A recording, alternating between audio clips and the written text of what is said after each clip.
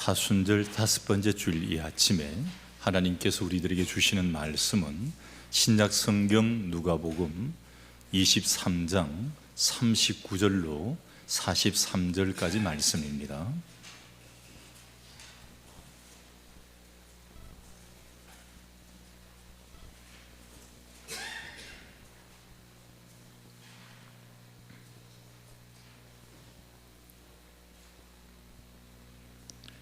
달린 행악자 중 하나는 비방하여 이르되 내가 그리스도가 아니냐 너와 우리를 구원하라 하되 하나는 그 사람을 꾸짖어 이르되 내가 동일한 정죄를 받고서도 하나님을 두려워하지 아니하느냐 우리는 우리가 행한 일에 상당한 보응을 받는 것이니 이에 당연하거니와 이 사람이 행한 것은 옳지 않은 것이 없느니라 하고 이르되 예수여 당신의 나라에 임하실 때에 나를 기억하소서 하니 예수께서 이르시되 내가 진실로 내게 이르노니 오늘 내가 나와 함께 낙원에 있으리라 하시니라. 아멘. 말씀 위에 기도합니다. 하나님의 귀한 말씀을 받고자 합니다. 우리 심령의 문을 활짝 열어 주옵소서.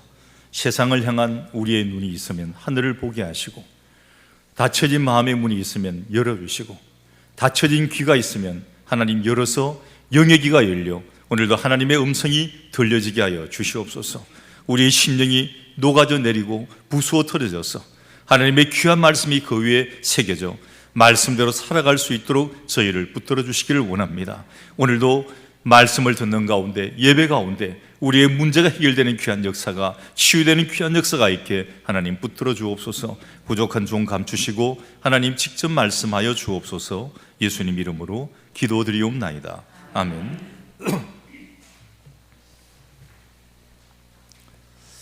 시골에 한 자매가 살고 있었습니다. 가난했습니다. 농사도 자기 땅이 별로 없고 집에 부모님도 별로 그렇게 잘 사는 것도 아니고 열심히 품을 팔고 하는데도 참 생활이 어렵고 힘이 들었습니다. 그렇지만 어렵고 힘든 이 생활들을 믿음으로 신앙으로 근근히 이겨나가고 있었습니다. 그러면서 입에는 항상 달고 있는 말이 있습니다. 하나님 너무 힘들어요. 주님 너무 힘듭니다. 너무 힘드니까 그 입에서 힘들다는 말이 계속 달려져 나오고 있습니다. 어느 날 잠을 자는데 꿈을 꾸었습니다. 그런데 그때도 잠자지 않을 때도 너무 힘들었는데 잠을 자는데도 큰 십자가를 지고 그 십자가를 질질 끌고 가고 있는 것입니다. 이 십자가 무게가 너무나 자기를 짓이게 옵니다. 너무나 힘이 들었습니다. 그때 예수님을 만나게 됩니다. 주님, 너무 힘들어요. 이 십자가가 너무 커요. 주님, 이 십자가를 좀 잘라주세요. 주님께서 빙그레 웃으시면서 잘라주셨습니다. 이 자매는 꿈속에서 한 3번 정도 주님을 만났는데 이 주님을 만날 때마다 주님 제가 힘드니까 이 십자가를 잘라달라고 그랬습니다. 한 3번쯤 자르고 나니까 십자가가 참 가볍고 참 지기도 편안했습니다. 그런데 어느 날 갑자기 눈앞에 보니까 천국이 저기 있고 천국을 건너야 되는 요단강이 눈앞에 있습니다. 자기 앞에 뒤에 옆에 오던 많은 사람들은 자기들이 지고 왔던 그 십자가를 탁 요단강에 놓고는 그 십자가를 다리 삼아 건너갑니다. 이 자매는 그 강에다가 자기가 가지고 온 십자가를 놔으려니까 십자가 요것밖에 없어요. 강에 놓을 수가 없습니다. 자기는 건너갈 수가 없는 겁니다. 다른 사람들은 다 요단강을 건너 하늘나라로 갑니다. 근데 자기는 십자가가 너무 작아 갈 수가 없었습니다. 강가에 털썩 주저앉아 엉엉 울며 예수님을 찾았지만 이미 소용이 없었습니다. 그때 이 자매가 꿈에서 깨어났습니다. 그때 주님의 음성이 다시 들려옵니다. 누구든지 나를 따라오려거든 자기를 부인하고 자기 십자가를 지고 나를 따를지니라. 이 자매는 바로 이때 아멘, 아멘 소리를 칩니다. 여러분, 우리 그리스도인의 삶 가운데 고난은 필수적입니까? 예라고 대답할 수밖에 없을 겁니다. 어떤 사람도 고난이 없는 삶은 살 수가 없습니다. 어떤 때 참 햇살에 비치는 좋은 때도 있지만 어떤 때는 참 어렵고 힘든 고난의 길을 걸어갈 때도 있다는 것입니다. 예수님이 몸소 그 본을 세우셨습니다. 여러분, 고난은 축복의 기회입니다. 고난이 힘들어 십자가를 잘라달라고 했던 이 자매의 모습, 하지만 이 역시 우리에게 남의 일이 아님을 보게 됩니다. 사순절 5번째 주일을 지나고 있습니다. 주님의 고난의 십자가에 더욱 가까이 다가가고 그 십자가를 지는 그런 성도가 되어야 할 것입니다. 오늘 이 본문에 보면 이 골고다에는 3개의 십자가가 세워집니다. 그 십자가를 바라보는 우리의 눈과 마음이 어떠해야 하는지 오늘 본문을 통해서 한 가지씩 묵상을 해봅니다. 먼저 가운데에는 예수님의 십자가가 서 있습니다. 그 양쪽에는 2 강도가 매달린 십자가가 서 있습니다. 한쪽 강도는 주님과 함께 낙원에 갔고 다른 쪽 십자가를 지은 강도는 멸망의 길을 갑니다. 셋 중에 하나는 빠지고 둘은 낙원에 가게 된 것입니다. 가운데 서 있는 예수님의 십자가는 어떤 십자가입니까?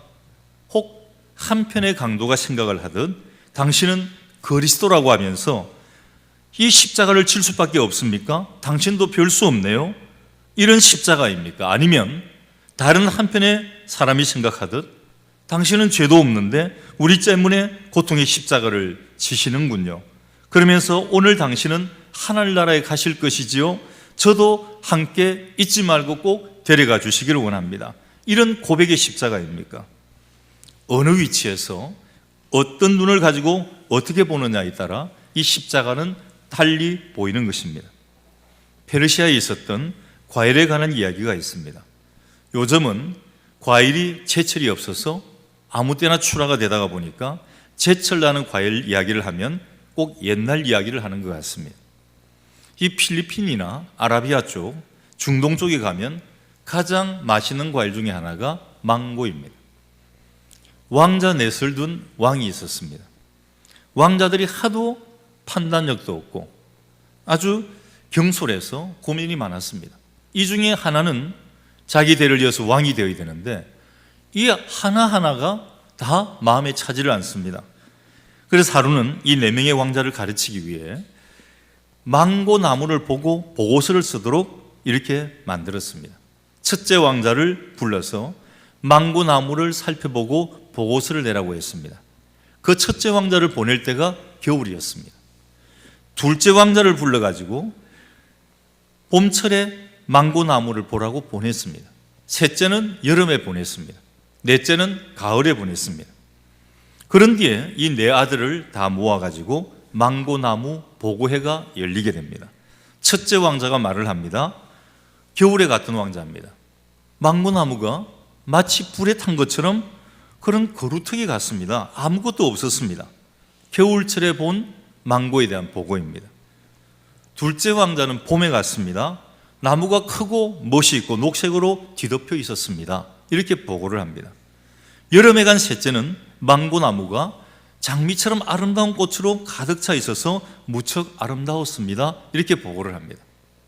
가을에 갔던 넷째 왕자는 맛있는 열매가 주렁주렁 달려서 정말 나무가 지탱하기 어려울 정도의 많은 열매가 달려 있었습니다. 왕자 4명이 서로 보고를 하면서도 서로 자기들 보고가 너무나 다른 것에 자기들도 깜짝 놀라는 것입니다.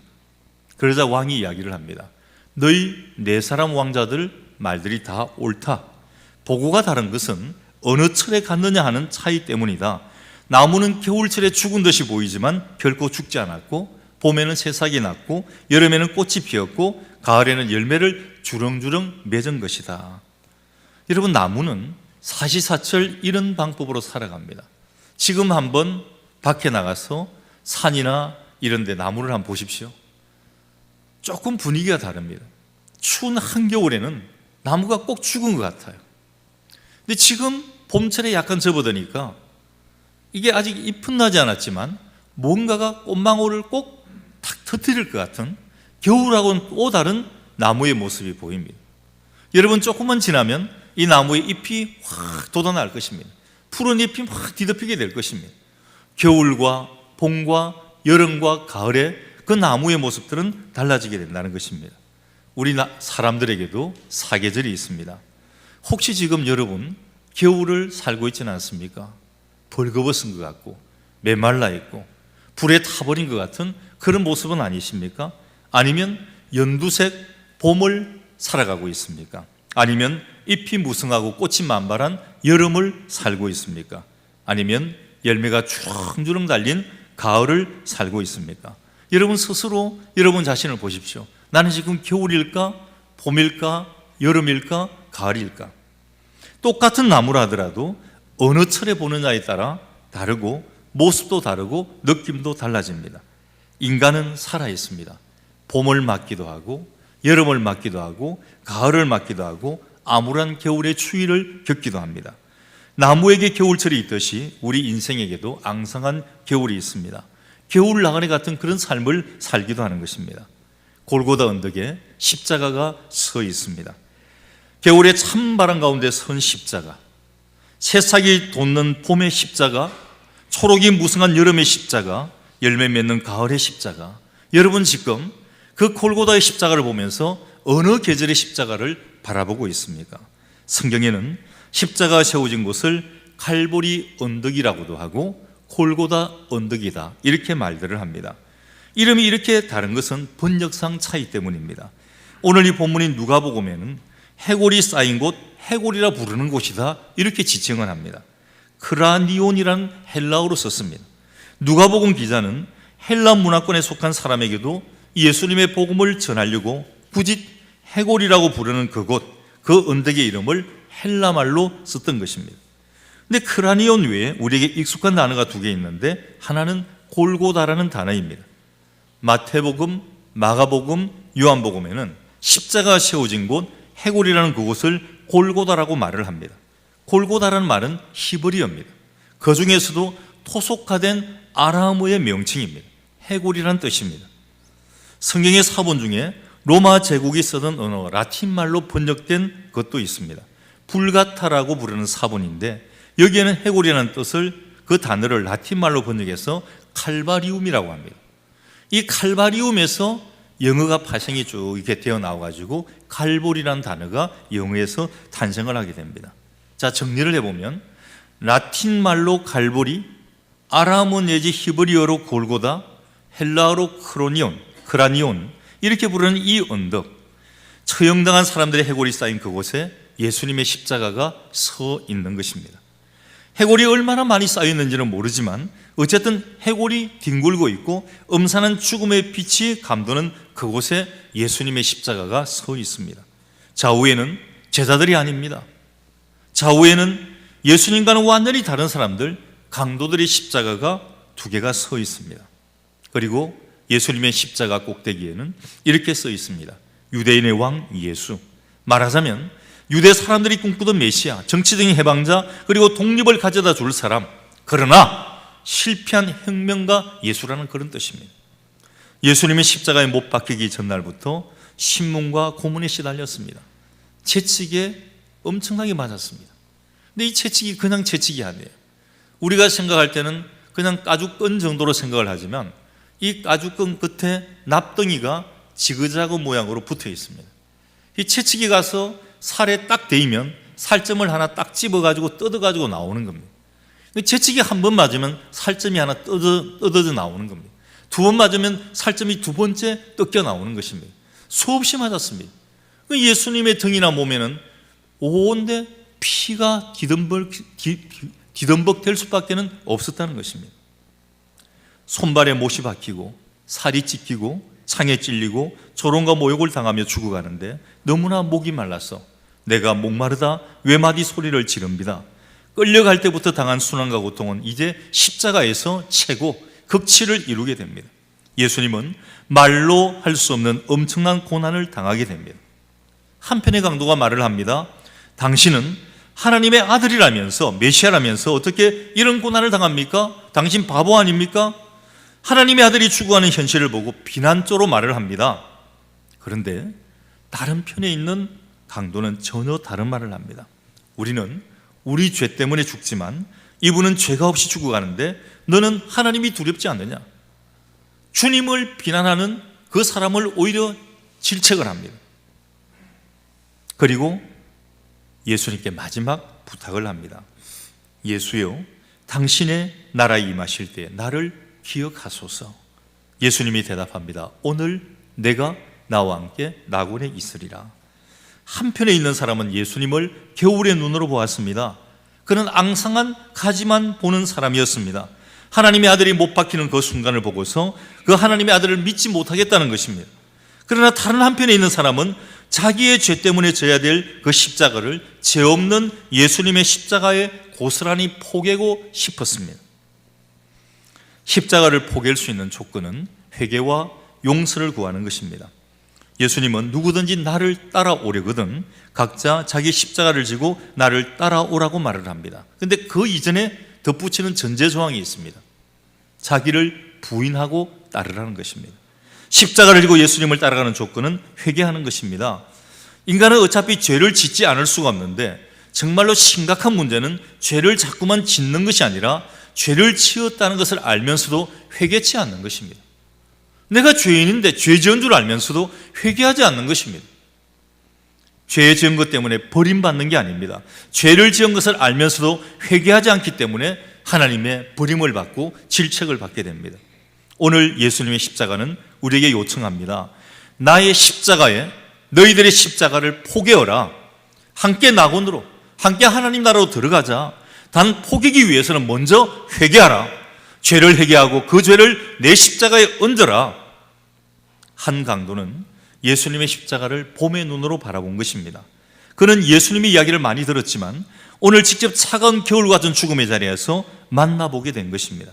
그러나 그 예수님은 앙상하게 죽어가는 한 인간이 아니었습니다. 그 주님의 속에는 겉으로는 앙상한 것 같지만, 말라있는 것 같지만 그 속에는 새로운 것이 움트고 있음을 느꼈습니다. 자기는 죄 때문에 죽을 수밖에 없지만 죄 없는 예수님은 왜 죽어야 하는지를, 죽어가는 바로 그분 속에서 무엇이 움트고 있는지를 예수님을 만나면서 깨닫게 됩니다. 예수님의 이야기는 이 강도도 많이 들었을 것입니다. 병고침, 기적을 행하는 것 많이 들었을 것입니다. 아니, 어떤 때는 혹 먼 발치에서 보았을 수도 있을 것입니다. 오늘 마지막 죽음의 순간에 십자가에 같이 달려 그 주님을 만나게 됩니다. 십자가에서 만난 예수님, 그냥 길거리에서 만난 예수가 아닙니다.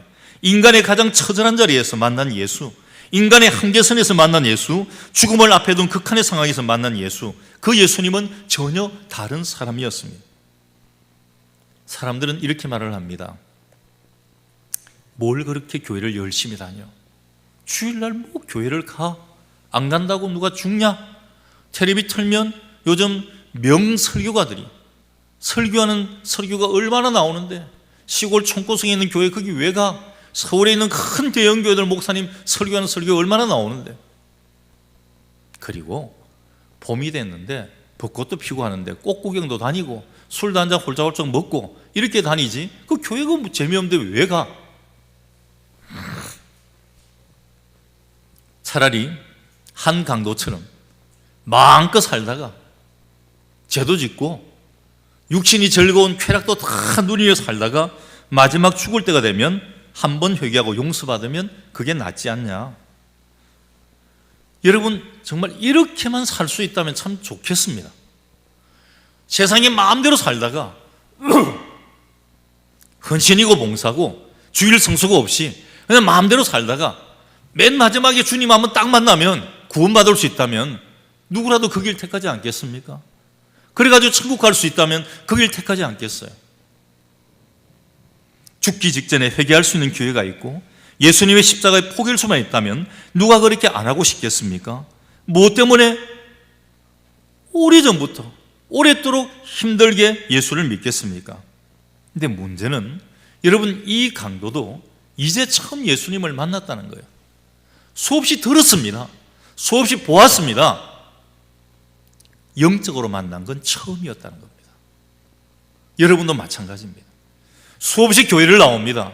수많은 예배를 드렸습니다. 수많이 기도하고 찬양을 합니다.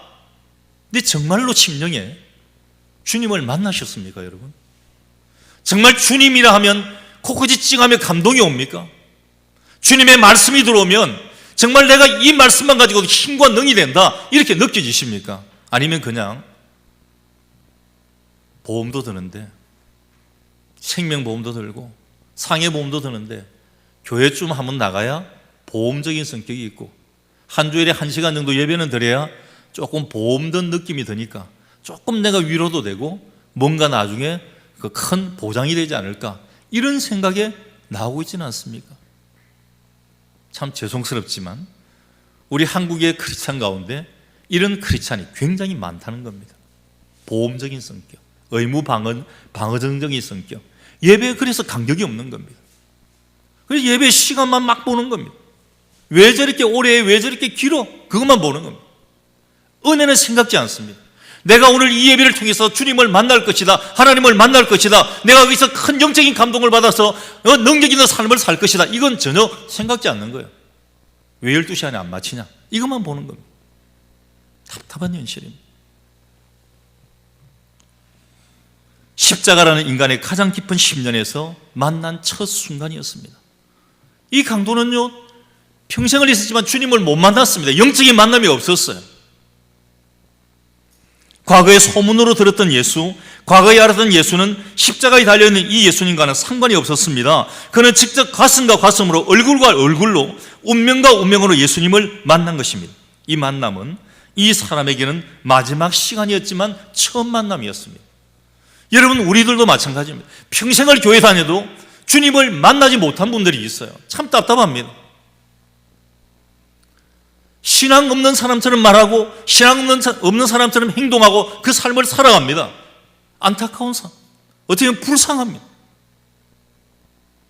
주님을 만난 사람은 다릅니다. 모든 삶의 중심이 주님입니다. 내가 공부하는 학생이지만 모든 삶의 중심은 주님입니다. 내가 직장생활을 하고 사업을 하고 농사를 지어도 모든 삶의 중심은 주님입니다. 그런데 주님을 만나지 못하면 모든 삶의 중심은 내 돈이고 내 직장이고 내 사업장이고 내 농사 일터입니다. 그게 먼저입니다. 주님은 저 두 번째도 아니고 세 번째도 아니고 한 10번째, 20번째 뒤로 밀려나 있습니다. 사실 다른 한편에 있는 강도는 예수님을 보았지만, 눈을 맞췄지만 진실로 만나지 못했고 진심으로 연결되지 못했습니다. 예수를 보는 것이 중요한 게 아니라, 성경 자체를 읽는 게 중요한 게 아니라, 예수님께 대한 정보를 많이 가진 게 중요한 게 아닙니다. 예수님과 함께 십자가라는 한계 선상에서 인간의 가장 깊은 심년 속에서 함께 호흡할 수 있느냐 하는 것이 가장 중요한 것입니다. 같이 호흡할 수 있다면 절대로 예수님을 욕하는 강도 같은 반응은 나오지 않을 것입니다. 혹시 우리가 비웃는 한편의 강도같이 예수님을 보았다면 이제는 다시 예수님을 만나야 됩니다. 그동안 믿어온 것에, 예수님에 대해서 들어온 것에 대해서 자신이 없다면 이제 오늘 기쁨과 기쁨으로, 진실과 진실로 한계선상에서 주님을 만나야 됩니다. 그럼 그때 나오는 말은 분명할 것입니다. 죄송합니다, 절 좀 주님의 십자가에 포개도록 해주십시오. 인간은 사시사철을 다 겪고 살 수 있습니다. 그러나 어느 철이든지, 겨울이든 봄이든 여름이든 가을이든 어느 철이든지 십자가는 포개져야 됩니다. 에스겔 18장 26절 이하에 만일 의인이 그 의를 떠나 죄악을 행하고 인하여 죽으면 그 행한 죄악으로 인하여 죽는 것이요, 만일 악인이 그 행한 악을 떠나 법과 의를 행하면 그 영혼을 보존하리라. 의인이 자신의 의를 버리고 죄를 짓다가 죽으면 누구의 잘못입니까? 죄 짓는 사람 잘못입니까? 하나님 잘못입니까? 근데 왜 죄 때문에 벌을 받으면 하나님 탓을 합니까? 자기 잘못 아닙니까? 이 세상이 악하고 험한 것이 이 세상 잘못 때문이 아니지 않습니까? 왜 하늘의 잘못인 것처럼 말을 합니까? 하늘이 일일이 간섭을 합니까? 자신의 죄 때문에 죽는다는 것 다 알지 않습니까? 근데 하나님은 죄를 지은 사람이라 하더라도 죽는 것, 죄 때문에 죽는 것을 절대로 절개하지 않습니다. 여러분, 회개하며 살자는 것입니다. 인생관을 바꾸자는 것입니다. 역사관도 세계관도 바꾸어 보자는 것입니다. 보는 눈을 바꾸면 예수님이 새롭게 보입니다. 여러분, 여지껏 신앙생활 같은 눈의 각도를 한번 바꾸어 보십시오. 그냥 세상적인 각도로 보았다면 이제 영적인 각도로 각도를 바꾸셔야 됩니다. 십자가에서 골고다 언덕, 해골 언덕에서 비참하게 죽어가는 인간 예수만을 보아서는 안 됩니다. 그 속에 새로운 봄의 기운이 약동하고 있는 새로운 부활의 주님, 부활의 예수님을 보아야 됩니다. 그럴 때까지 예수님과의 만남을 계속하자는 것입니다. 갈라디아서 2장 20절에 바울은 이렇게 고백을 합니다. 내가 그리스도와 함께 십자가에 못 박혔나니 그런즉 이제는 내가 산 것이 아니요 오직 내 안에 그리스도께서 사신 것이라. 이제 내가 육체 가운데 사는 것은 나를 사랑하사 나를 위하여 자기 몸을 버리신 하나님의 아들을 믿는 믿음 안에서 사는 것이라. 내가 예수님에게 포기해졌습니다. 기쁨이나 슬픔만 아니라 온 삶을 다 포기했습니다. 그러자 나는 예수님과 함께 십자가에서 죽었습니다. 어차피 죽을 목숨이라면 십자가에서 죽는 것이 낫습니다. 근데 십자가에서 죽은 나를 보았더니 내 속에 누군가 살아있는데 그것은 내가 아니라 그리스도였습니다. 내 안에 그리스도가 살고 계십니다. 이것을 내가 발견합니다. 우리 사회는 참 불행한 사태를 맞고 있습니다. 예수님의 십자가 양옆에는 강도 둘이 매달렸는데 한 강도는 구원받아 예수님과 함께 주님의 나라에 가고 다른 한 강도는 내버려졌습니다. 이 마치 균형을 잃어버린 것의 상징과 같이 보입니다. 개인이나 사회나 좌우 양쪽이 다 튼튼해야 건강합니다. 그런데 한쪽이 없는 겁니다. 한쪽 날개가 떨어져 나갔습니다. 오늘 2023년 이 사순절에 이런 무엇 때문에 이 성서 본문을 읽고 있습니까? 그리고 이야기를 합니까? 우리는 떨어져 나간 한쪽 날개를 다시 달아야 합니다. 우측만 가지고 하늘나라에 간다면 하나님이 만족해 하시겠습니까? 떨어진 날개도 회복시켜 데려오라고 하지 않겠습니까? 죄 지은 인간은 회개하기만 하면 새롭게 펼쳐지는 하나님의 나라의 시민이 될 수 있다고 성경은 말을 합니다. 이것을 위해 예수님께서 십자가를 지신 것 아닙니까? 만약 우리가 떨어진 쪽을 내버린다면 우리는 예수님을 다시 십자가에 못 박히게 하는 것이 됩니다. 반대쪽에 있는 사람에게 회개하고 같이 살기를 권면해야 하는 것입니다. 죄 많이 지은 것 너무 자책하지 마시기 바랍니다. 회개하고 한번 예수님의 십자가에 포기해 보십시오. 그리고 같이 살아가는 것입니다. 인생살이에 장애물이 많고 힘든 일도 많지만 그러나 거대한 산이나 태산에 부딪혀서 넘어지는 사람은 없습니다. 여러분, 넘어질 때는 꼭 작은 돌멩이입니다. 작은 흙더미에 걸려 넘어지는 것입니다. 아주 작은 것부터 내놓고 예수님과 함께 진실과 진심의 대화를 시작해 보시기를 바랍니다. 예수님께서는 말씀합니다. 십자가에서 태동하는 봄철의 희망, 여름철의 아름다운 꿈, 가을철의 부활의 열매, 이것을 줄 테니 나와 함께 이 길을 걸어가자. 사랑하는 우리 시온제일의 성도 여러분, 주님과 함께 주님이 주시는 꿈과 희망과 열매 맺는 삶을 살아가시기를 주님의 이름으로 간절히 축원합니다. 기도합니다. 하나님, 주님의 십자가를 바라봅니다. 어떤 각도로 바라보고 있습니까?